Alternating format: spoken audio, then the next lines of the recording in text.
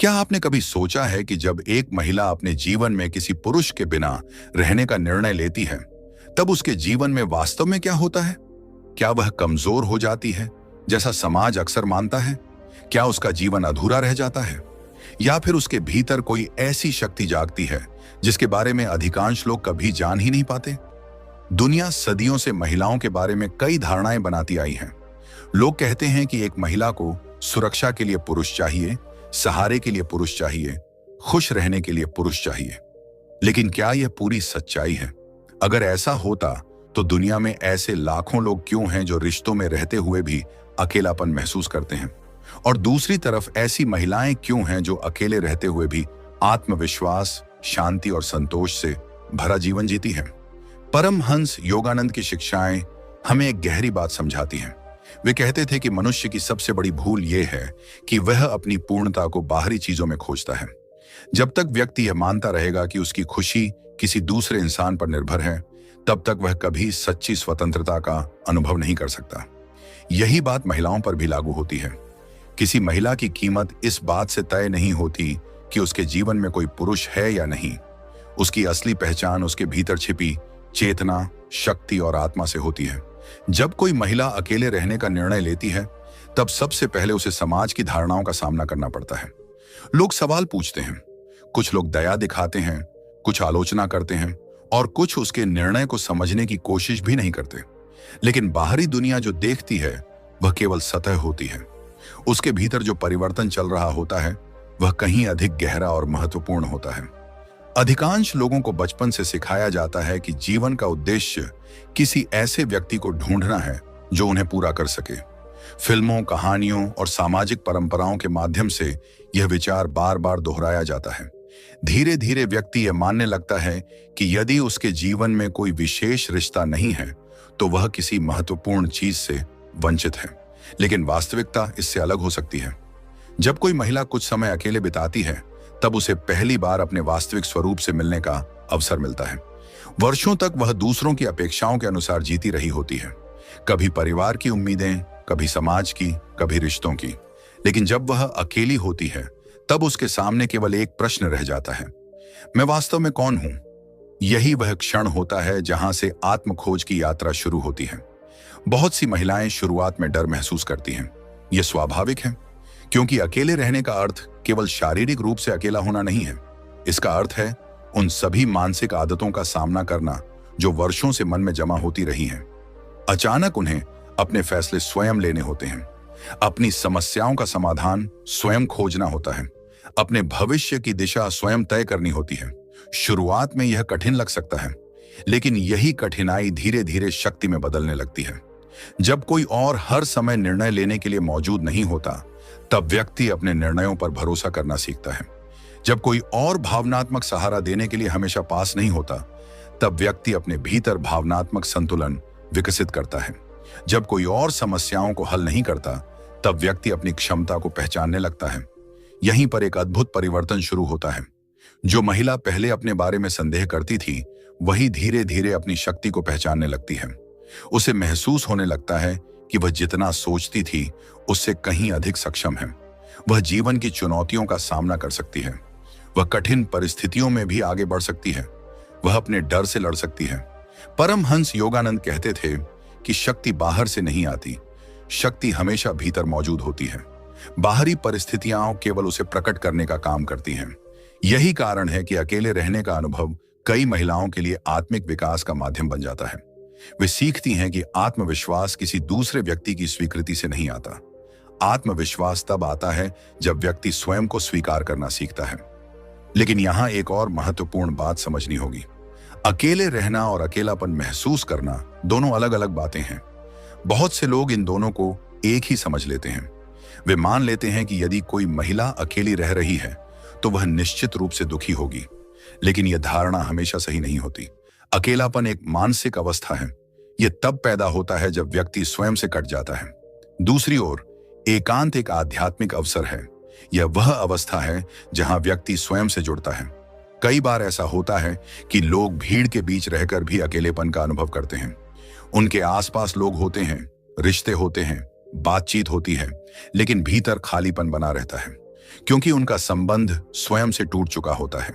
इसके विपरीत एक महिला अकेले रहते हुए भी गहरी शांति का अनुभव कर सकती है, क्योंकि उसने अपने भीतर के संसार से जुड़ना शुरू कर दिया होता है।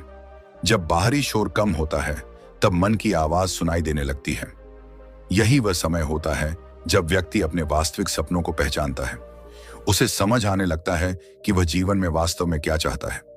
उसे यह भी दिखाई देने लगता है कि अब तक उसने कितने निर्णय केवल दूसरों को खुश करने के लिए लिए थे। धीरे धीरे वह अपने जीवन को नए दृष्टिकोण से देखने लगती है। वह अपने शौक खोजती है, नई चीजें सीखती है, अपने भीतर छिपी प्रतिभाओं को पहचानती है। वह उन इच्छाओं को आवाज देती है जिन्हें वर्षों तक दबाकर रखा गया था। और सबसे महत्वपूर्ण बात, वह स्वयं की मित्र बनना सीखती है। दुनिया में बहुत से लोग दूसरों के साथ समय बिताना जानते हैं, लेकिन स्वयं के साथ समय बिताना नहीं जानते। जैसे ही वे अकेले होते हैं, बेचैनी महसूस करने लगते हैं। वे तुरंत किसी न किसी व्यस्तता की तलाश करते हैं ताकि उन्हें अपने विचारों का सामना न करना पड़े। लेकिन जो व्यक्ति स्वयं के साथ सहज हो जाता है, उसके जीवन में एक अलग प्रकार की स्वतंत्रता आ जाती है। अब उसकी खुशी बाहरी परिस्थितियों पर कम निर्भर रहने लगती है। अब वह केवल इसलिए खुश नहीं होती क्योंकि सब कुछ उसके अनुसार चल रहा है, बल्कि वह इसलिए शांत रहती है क्योंकि उसने अपने भीतर स्थिरता विकसित कर ली होती है। परमहंस योगानंद बार बार इस बात पर जोर देते थे कि मनुष्य का सबसे बड़ा संबंध उसकी आत्मा से होना चाहिए। जब यह संबंध मजबूत हो जाता है, तब बाहरी संबंध भी अधिक स्वस्थ और संतुलित बन जाते हैं। एक महिला जो अपने भीतर शांति खोज लेती है, वह रिश्तों से भागती नहीं है, बल्कि वह रिश्तों को अधिक परिपक्व दृष्टि से देखती है। अब वह किसी को अपनी खुशी का एकमात्र स्रोत नहीं मानती। अब वह किसी दूसरे व्यक्ति पर अपनी संपूर्ण भावनात्मक जिम्मेदारी नहीं डालती। इसके बजाय वह समझती है कि प्रेम और निर्भरता दो अलग चीजें हैं। प्रेम स्वतंत्रता देता है, निर्भरता भय पैदा करती है। जब व्यक्ति भीतर से मजबूत होता है, तब वह प्रेम कर सकता है बिना खोने के डर के। वह सम्मान कर सकता है बिना स्वयं को मिटाए। वह किसी के साथ चल सकता है बिना अपनी पहचान खोए। यही कारण है कि अकेले बिताया गया समय कई बार व्यक्ति को अधिक संतुलित और परिपक्व बना देता है। धीरे धीरे महिला यह समझने लगती है कि उसकी कीमत किसी रिश्ते की स्थिति से तय नहीं होती। वह मूल्यवान है क्योंकि वह एक चेतन आत्मा है। उसकी गरिमा, उसकी बुद्धि, उसकी करुणा और उसकी आंतरिक शक्ति ही उसकी वास्तविक पहचान है। जब यह समझ गहरी होने लगती है, तब समाज की कई धारणाएं अपना प्रभाव खोने लगती हैं। अब उसे हर किसी को कुछ साबित करने की आवश्यकता महसूस नहीं होती। अब वह तुलना के जाल में कम फंसती है। अब वह दूसरों की राय से अपने आत्म मूल्य को नहीं मापती, और यहीं से वास्तविक स्वतंत्रता की शुरुआत होती है। क्योंकि सबसे बड़ी कैद बाहरी नहीं बल्कि मानसिक होती है। जब व्यक्ति दूसरों की स्वीकृति पर निर्भर रहता है, तब वह अदृश्य जंजीरों में बंधा रहता है। लेकिन जब वह स्वयं को स्वीकार कर लेता है, तब वह भीतर से मुक्त हो जाता है। यही वह सच्चाई है जिसे बहुत कम लोग समझ पाते हैं। दुनिया अक्सर बाहरी परिस्थितियों को देखती है, लेकिन आत्मा के विकास को नहीं देख पाती। लोग केवल यह देखते हैं कि महिला अकेली है। वे यह नहीं देख पाते कि वह अपने भीतर कितनी मजबूत हो चुकी है, कितना सीख चुकी है और अपने वास्तविक स्वरूप के कितना करीब पहुंच चुकी है। और शायद यही उस यात्रा का सबसे सुंदर पहलू है, क्योंकि अंततः किसी भी इंसान की सबसे बड़ी उपलब्धि यह नहीं होती कि उसके जीवन में कौन है या कौन नहीं है। उसकी सबसे बड़ी उपलब्धि यह होती है कि उसने स्वयं को कितना जाना, स्वयं को कितना समझा और अपने भीतर छिपे दिव्य प्रकाश को कितना पहचाना। यहीं से जीवन की एक नई शुरुआत होती है, जहां व्यक्ति अकेला नहीं होता बल्कि स्वयं से जुड़ा हुआ होता है। और जो स्वयं से जुड़ जाता है, वह कभी वास्तव में अकेला नहीं रहता। जब कोई महिला अपने भीतर की शक्ति को पहचानने लगती है, तब उसके जीवन में एक और गहरा परिवर्तन शुरू होता है। यह परिवर्तन बाहर से तुरंत दिखाई नहीं देता, लेकिन धीरे धीरे उसकी सोच, उसके व्यवहार और उसके पूरे व्यक्तित्व को बदल देता है। पहले जो चीजें उसे डराती थीं, अब वह उन्हें अलग नजरिए से देखने लगती है। पहले जिन परिस्थितियों में वह स्वयं को असहाय महसूस करती थी, अब उन्हीं परिस्थितियों में वह समाधान खोजने लगती है। जीवन का एक बड़ा सत्य यह है कि व्यक्ति अपनी वास्तविक क्षमता को तभी पहचानता है जब उसे उसका उपयोग करने का अवसर मिलता है। जब हर समय कोई दूसरा व्यक्ति निर्णय ले रहा हो, रास्ता दिखा रहा हो या समस्याएं सुलझा रहा हो, तब कई बार व्यक्ति अपनी छिपी हुई शक्तियों को कभी जान ही नहीं पाता। लेकिन जब एक महिला अकेले जीवन की जिम्मेदारियां उठाती है, तब उसे अपनी क्षमताओं का सामना करना पड़ता है। शुरुआत में यह जिम्मेदारी भारी लग सकती है। हर छोटा बड़ा निर्णय स्वयं लेना, भविष्य की योजना बनाना, आर्थिक मामलों को संभालना, कठिन परिस्थितियों में संतुलित रहना, ये सभी चीजें किसी भी व्यक्ति के लिए चुनौतीपूर्ण हो सकती हैं। लेकिन इन्हीं चुनौतियों के बीच आत्मनिर्भरता जन्म लेती है। आत्मनिर्भरता केवल पैसे कमाने या अपना काम स्वयं करने का नाम नहीं है। यह उससे कहीं अधिक गहरी चीज है। इसका अर्थ है अपने जीवन की जिम्मेदारी स्वीकार करना। इसका अर्थ है यह समझना कि चाहे परिस्थितियां कैसी भी हों, मैं अपने जीवन की दिशा चुनने की क्षमता रखती हूं। परमहंस योगानंद कहते थे कि मनुष्य को अपनी शक्ति का एहसास तब तक नहीं होता जब तक वह कठिनाइयों का सामना नहीं करता। कठिनाइयां शत्रु नहीं होती, वे उस शिक्षक की तरह होती हैं जो हमें हमारे भीतर छिपी संभावनाओं से परिचित कराती हैं। कई महिलाएं जब पहली बार अकेले जीवन जीना शुरू करती हैं, तब उन्हें महसूस होता है कि वे बहुत सी चीजें कर सकती हैं जिनके बारे में उन्होंने पहले कभी सोचा भी नहीं था। वे नई जिम्मेदारियां उठाती हैं, नए कौशल सीखती हैं, ऐसे निर्णय लेती हैं जिनसे उनका आत्मविश्वास बढ़ता है। धीरे धीरे उन्हें यह समझ आने लगता है कि डर और क्षमता एक साथ मौजूद हो सकते हैं। साहस का अर्थ डर का अभाव नहीं है। साहस का अर्थ है डर के बावजूद आगे बढ़ना। यही वह क्षण होता है जब व्यक्ति अपने भीतर के नेतृत्व को पहचानता है। बहुत से लोग अपने जीवन का नियंत्रण परिस्थितियों को दे देते हैं। वे मान लेते हैं कि उनका भविष्य बाहरी घटनाओं पर निर्भर है। लेकिन आत्मनिर्भर महिला धीरे धीरे यह सीखती है कि परिस्थितियां हमेशा उसके नियंत्रण में नहीं हो सकती, लेकिन उनकी प्रतिक्रिया उसके नियंत्रण में है। यदि कोई कठिनाई आती है तो वह टूटने के बजाय सोचती है कि इसका समाधान क्या हो सकता है। यदि कोई असफलता मिलती है तो वह स्वयं को समाप्त नहीं मानती, वह उसे सीखने का अवसर समझती है। यह दृष्टिकोण जीवन को पूरी तरह बदल देता है, क्योंकि जब व्यक्ति अपनी समस्याओं को दुश्मन मानना छोड़ देता है, तब वे उसकी शक्ति बढ़ाने का माध्यम बन जाती हैं।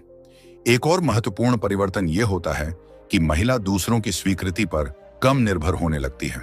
पहले वह शायद हर निर्णय लेने से पहले यह सोचती थी कि लोग क्या कहेंगे, लेकिन अनुभव उसे सिखाता है कि चाहे वह कुछ भी करे, हर व्यक्ति संतुष्ट नहीं होगा। धीरे धीरे वह समझने लगती है कि यदि उसे अपने जीवन के साथ न्याय करना है तो उसे अपने भीतर की आवाज सुननी होगी। यह भीतर की आवाज बहुत शांत होती है। यह शोर नहीं करती, यह आदेश नहीं देती, यह केवल दिशा दिखाती है।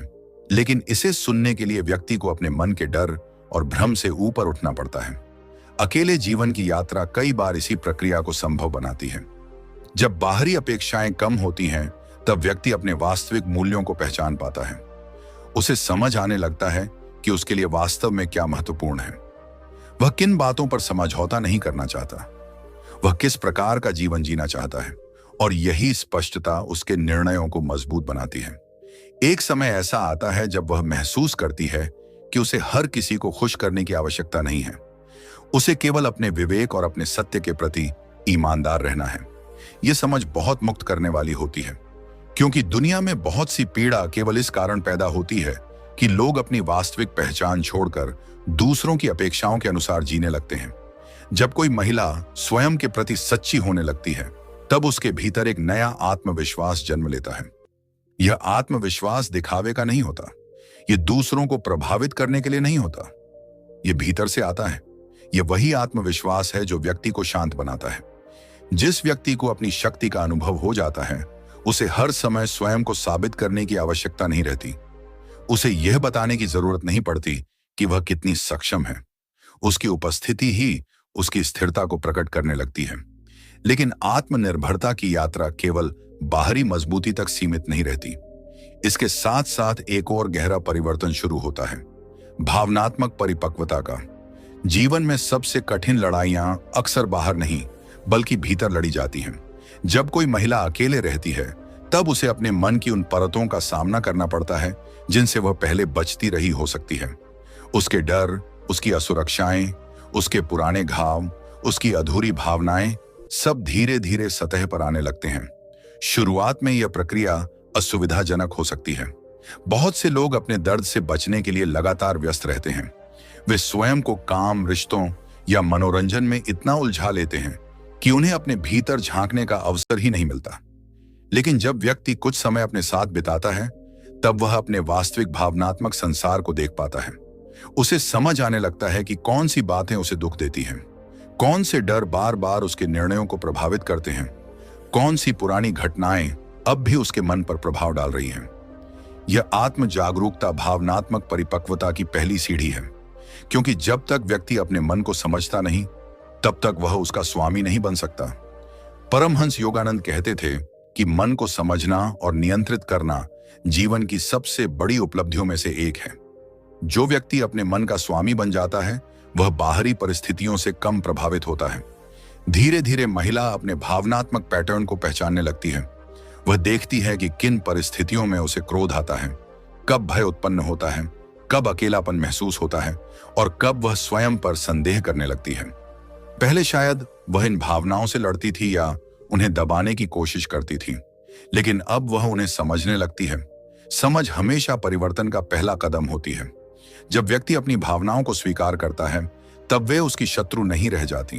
वे संदेशवाहक बन जाती हैं। वे उसे बताती हैं कि उसके भीतर क्या चल रहा है। यही भावनात्मक परिपक्वता का सार है। परिपक्व व्यक्ति वह नहीं होता जो कभी दुखी ना हो। परिपक्व व्यक्ति वह होता है जो अपने दुख को समझ सके, जो अपने भय को पहचान सके, जो अपनी कमजोरियों को स्वीकार कर सके, क्योंकि स्वीकार करने से ही परिवर्तन की शुरुआत होती है।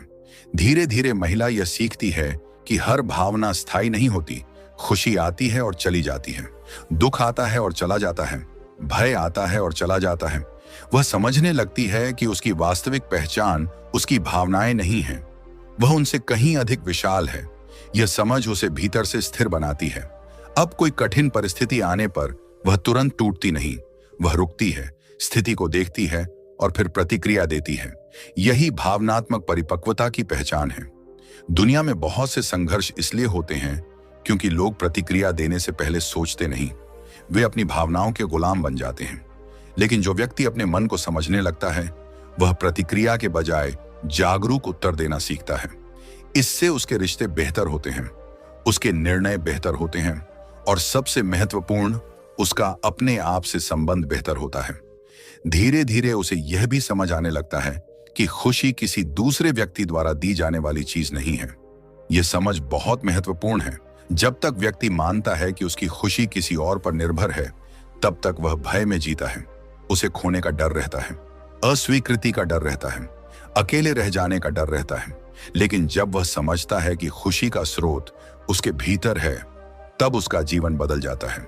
अब वह लोगों से प्रेम कर सकता है, लेकिन उन पर निर्भर नहीं होता। अब वह संबंधों का आनंद ले सकता है, लेकिन उनसे अपनी पहचान नहीं जोड़ता। यह संतुलन भावनात्मक स्वतंत्रता का आधार है।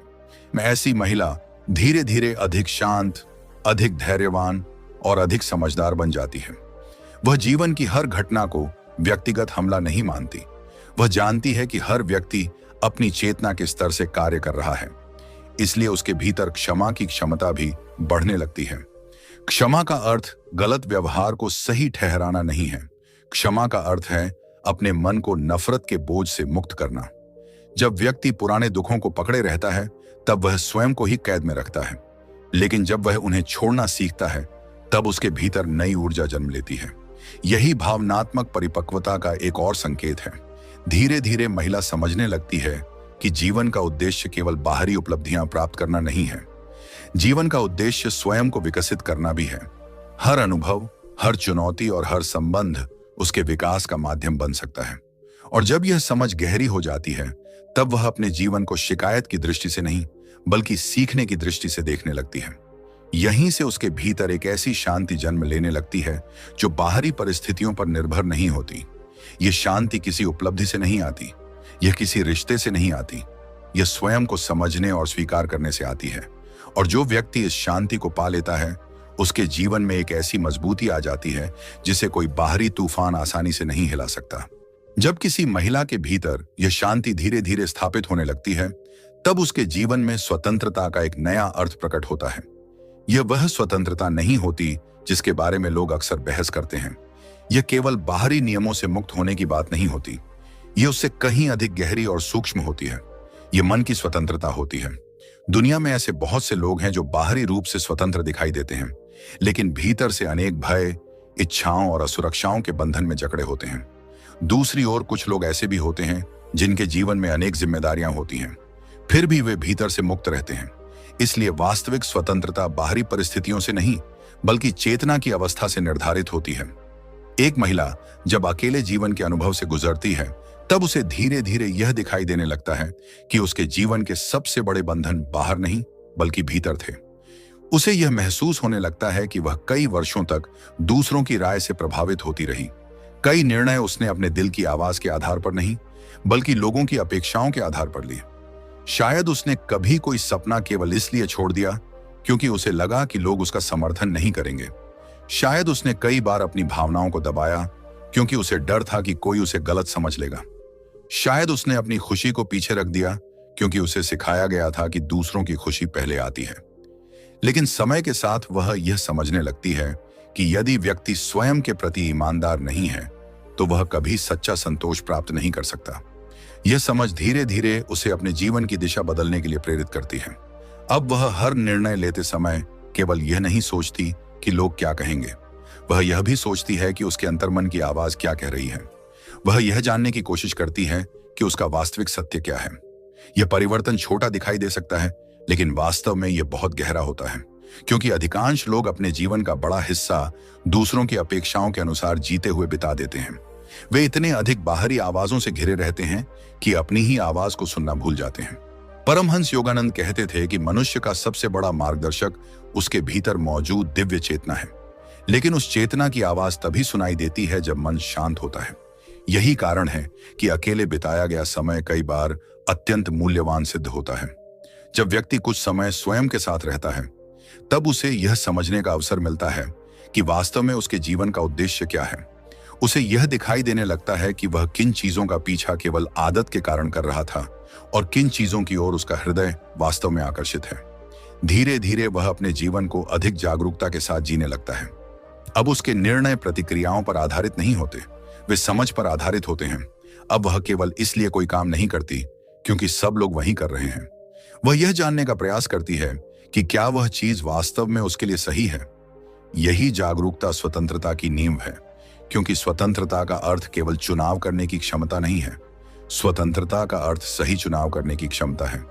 यदि व्यक्ति अपनी इच्छाओं, भय और भ्रमों का गुलाम है, तो उसके चुनाव वास्तव में स्वतंत्र नहीं होते। वे केवल उसकी मानसिक आदतों का परिणाम होते हैं। लेकिन जब व्यक्ति अपने मन को समझने लगता है, तब उसके चुनाव अधिक स्पष्ट और संतुलित हो जाते हैं। धीरे धीरे महिला महसूस करने लगती है कि उसे अपनी कीमत सिद्ध करने की आवश्यकता नहीं है। उसे हर समय दूसरों की स्वीकृति की तलाश करने की जरूरत नहीं है।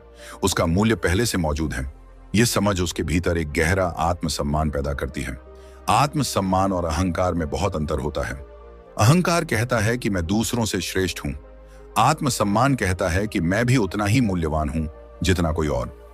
जब किसी महिला के भीतर आत्मसम्मान विकसित होता है, तब वह अपने साथ अन्याय करना बंद कर देती है।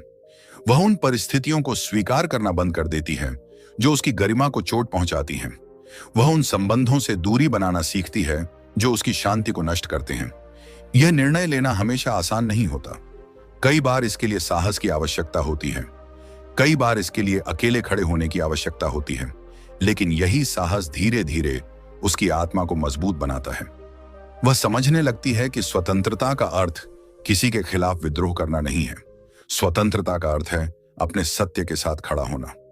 जब यह समझ गहरी होने लगती है, तब उसके भीतर एक और परिवर्तन शुरू होता है। अब उसका ध्यान केवल बाहरी उपलब्धियों पर नहीं रहता। अब वह अपने भीतर के संसार की ओर भी देखने लगती है। यहीं से आध्यात्मिक यात्रा का वास्तविक आरंभ होता है। परमहंस योगानंद बार बार इस बात पर जोर देते थे कि मनुष्य केवल शरीर और मन नहीं है, उसके भीतर एक दिव्य आत्मा निवास करती है।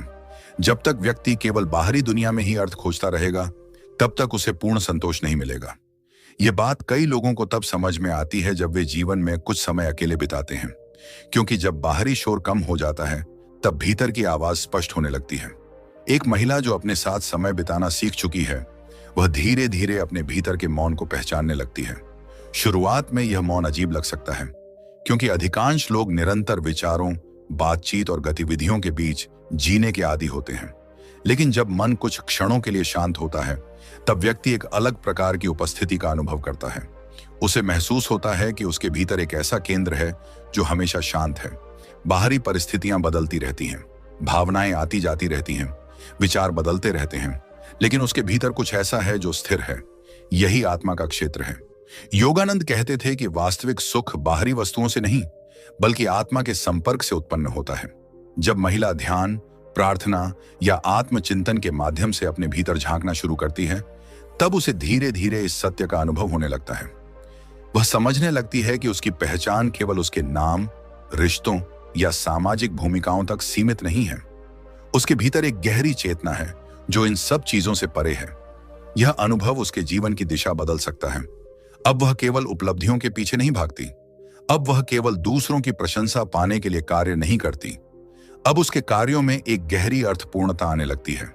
वह अपने जीवन को केवल सफलता की दृष्टि से नहीं, बल्कि विकास की दृष्टि से देखने लगती है।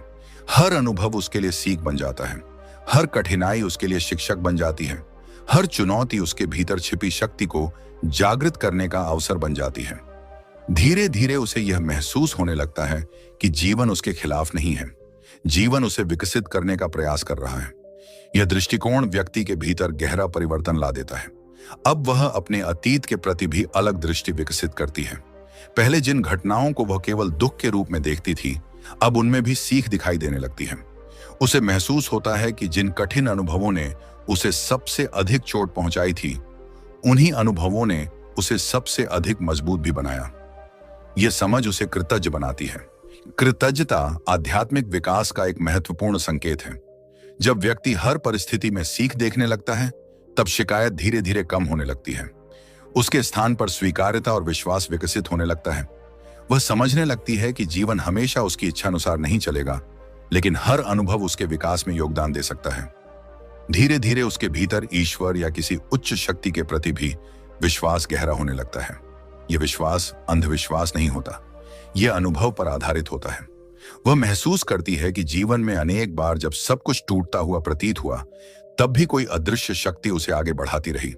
जब सभी उत्तर स्पष्ट नहीं थे, तब भी किसी न किसी प्रकार रास्ता बनता गया।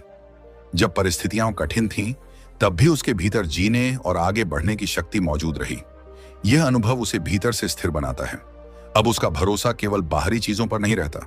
अब उसका भरोसा उस आंतरिक शक्ति पर भी होता है जो हर परिस्थिति में उसके साथ रहती है। यही आध्यात्मिक परिपक्वता का आरंभ है। धीरे धीरे महिला यह समझने लगती है कि सच्ची सुरक्षा किसी व्यक्ति, वस्तु या परिस्थिति में नहीं है। सच्ची सुरक्षा उस चेतना में है जो हर परिस्थिति में स्थिर रह सकती है। सच्ची सुरक्षा उस विश्वास में है जो कठिन समय में भी टूटता नहीं। सच्ची सुरक्षा उस आत्मिक शक्ति में है जो बार बार गिरकर भी उठ खड़ी होती है।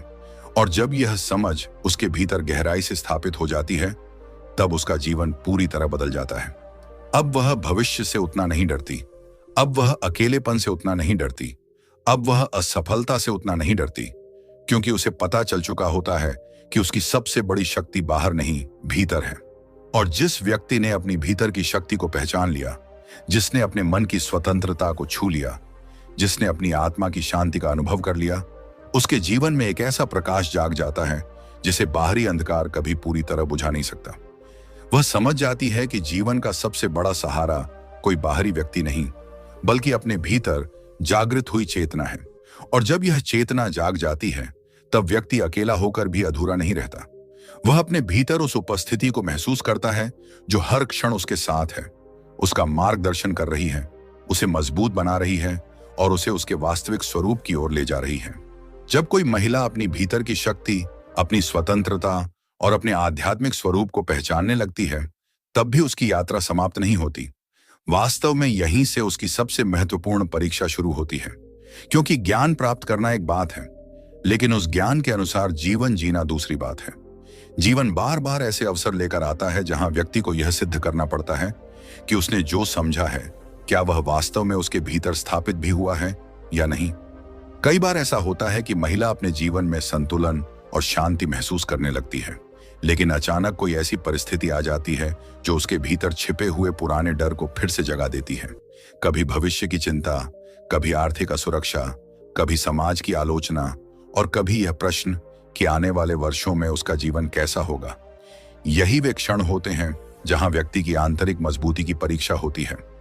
दुनिया में शायद ही कोई ऐसा इंसान हो जिसके मन में कभी संदेह न आया हो। सबसे साहसी लोगों के मन में भी कभी न कभी प्रश्न उठते हैं।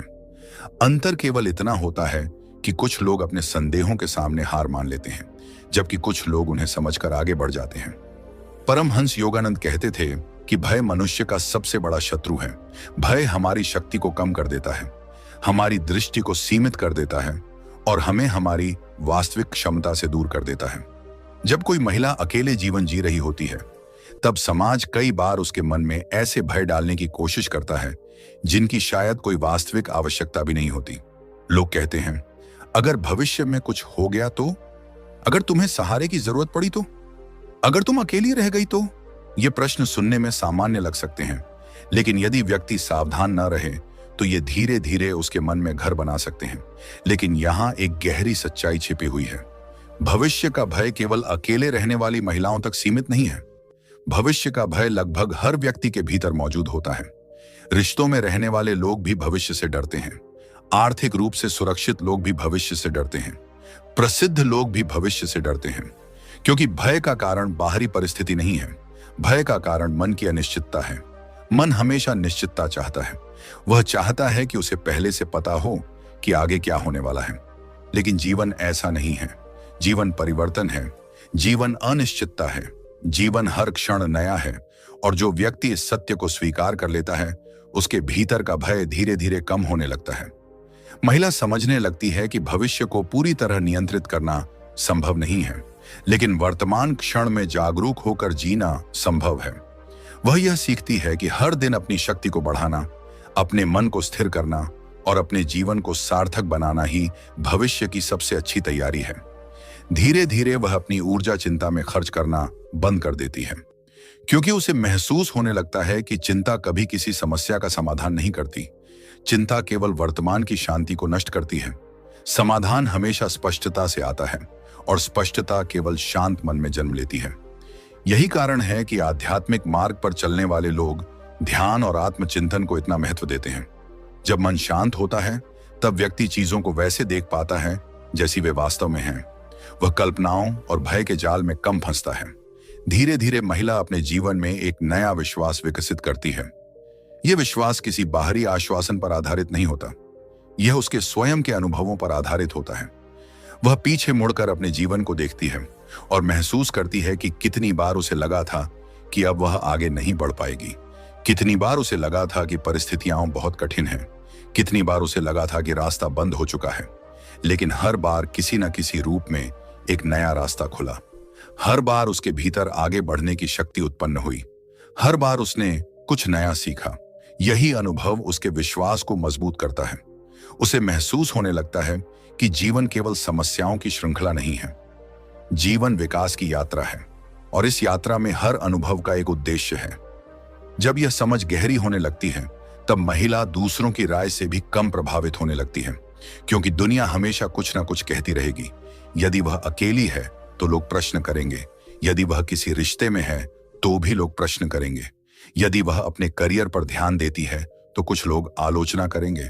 यदि वह परिवार पर ध्यान देती है तो भी कुछ लोग आलोचना करेंगे। दुनिया की अपेक्षाएं कभी समाप्त नहीं होती। इसलिए बुद्धिमानी इसी में है कि व्यक्ति अपने जीवन का केंद्र दूसरों की राय को न बनाए। परमहंस योगानंद कहते थे कि यदि आप हर समय लोगों की स्वीकृति खोजते रहेंगे तो आप कभी अपनी आत्मा की आवाज नहीं सुन पाएंगे। धीरे धीरे महिला यह समझने लगती है कि उसका जीवन उसकी अपनी यात्रा है। कोई दूसरा व्यक्ति उसकी जगह यह यात्रा नहीं कर सकता। कोई दूसरा व्यक्ति उसकी चेतना का विकास नहीं कर सकता। कोई दूसरा व्यक्ति उसकी आत्मा को नहीं जान सकता। इसलिए उसे स्वयं अपने मार्ग पर चलना होगा। यह समझ उसे भीतर से स्वतंत्र बना देती है। अब वह तुलना कम करती है। अब वह दूसरों के जीवन को देखकर स्वयं को कम नहीं आंकती। अब वह यह नहीं सोचती कि किसी और के पास क्या है और उसके पास क्या नहीं, क्योंकि उसे समझ आ चुका होता है कि हर आत्मा की यात्रा अलग होती है। हर व्यक्ति की चुनौतियां अलग होती हैं। हर व्यक्ति के सीखने के पाठ अलग होते हैं और इसीलिए तुलना का कोई वास्तविक अर्थ नहीं है। धीरे धीरे उसके भीतर संतोष विकसित होने लगता है। संतोष का अर्थ महत्वाकांक्षा छोड़ देना नहीं है। संतोष का अर्थ है वर्तमान क्षण को स्वीकार करते हुए आगे बढ़ना। यह वह अवस्था है जहां व्यक्ति अपने जीवन के लिए कृतज्ञ भी होता है और विकास के लिए प्रयास भी करता है। यही संतुलन जीवन को सुंदर बनाता है। और फिर एक समय ऐसा आता है जब महिला उस अंतिम सत्य को समझने लगती है जिसकी ओर पूरी यात्रा संकेत कर रही थी। उसे महसूस होने लगता है कि उसकी पूर्णता किसी बाहरी परिस्थिति पर निर्भर नहीं है। वह पूर्ण थी, है और रहेगी। उसकी आत्मा का मूल्य किसी रिश्ते की उपस्थिति या अनुपस्थिति से तय नहीं होता। उसकी गरिमा किसी सामाजिक स्थिति पर निर्भर नहीं है। उसकी आंतरिक शक्ति किसी दूसरे व्यक्ति की स्वीकृति की मोहताज नहीं है। यह समझ केवल बौद्धिक नहीं होती, यह अनुभव बन जाती है। और जब कोई सत्य अनुभव बन जाता है तब वह जीवन को बदल देता है। अब महिला अपने जीवन को अभाव की दृष्टि से नहीं देखती। अब वह यह नहीं सोचती कि उसके पास क्या नहीं है। अब उसका ध्यान इस पर होता है कि उसके भीतर क्या मौजूद है। वह अपने भीतर प्रेम को महसूस करती है। वह अपने भीतर शांति को महसूस करती है। वह अपने भीतर साहस को महसूस करती है। वह अपने भीतर उस दिव्य उपस्थिति को महसूस करती है जिसके बारे में सभी महान संतों ने बात की है। परमहंस योगानंद कहते थे कि मनुष्य की सबसे बड़ी खोज ईश्वर की खोज नहीं, बल्कि यह जानना है कि ईश्वर पहले से ही उसके भीतर मौजूद है। जब यह अनुभव गहरा होने लगता है तब अकेलापन धीरे धीरे समाप्त हो जाता है, क्योंकि अकेलापन तब पैदा होता है जब व्यक्ति स्वयं को अलग समझता है। लेकिन जब वह अपने भीतर की दिव्यता से जुड़ जाता है तब उसे महसूस होने लगता है कि वह जीवन से अलग नहीं है। वह उसी चेतना का हिस्सा है जो पूरी सृष्टि में प्रवाहित हो रही है। यहीं से प्रेम का एक नया रूप जन्म लेता है। अब प्रेम केवल किसी एक व्यक्ति तक सीमित नहीं रहता। अब उसके भीतर करुणा बढ़ने लगती है। वह लोगों को अधिक समझने लगती है। वह कम निर्णय करती है और अधिक स्वीकार करती है, क्योंकि उसे समझ आ जाता है कि हर व्यक्ति अपने संघर्षों से गुजर रहा है। हर व्यक्ति अपनी चेतना के अनुसार जीवन जी रहा है और हर व्यक्ति अंततः उसी सत्य की खोज में है, शांति, प्रेम और पूर्णता की खोज। धीरे धीरे उसके भीतर एक गहरा मौन स्थापित हो जाता है। यह मौन खालीपन का नहीं होता, यह पूर्णता का मौन होता है। यह वह अवस्था होती है जहां व्यक्ति को हर समय कुछ पाने की आवश्यकता महसूस नहीं होती। उसे हर समय स्वयं को सिद्ध करने की आवश्यकता महसूस नहीं होती।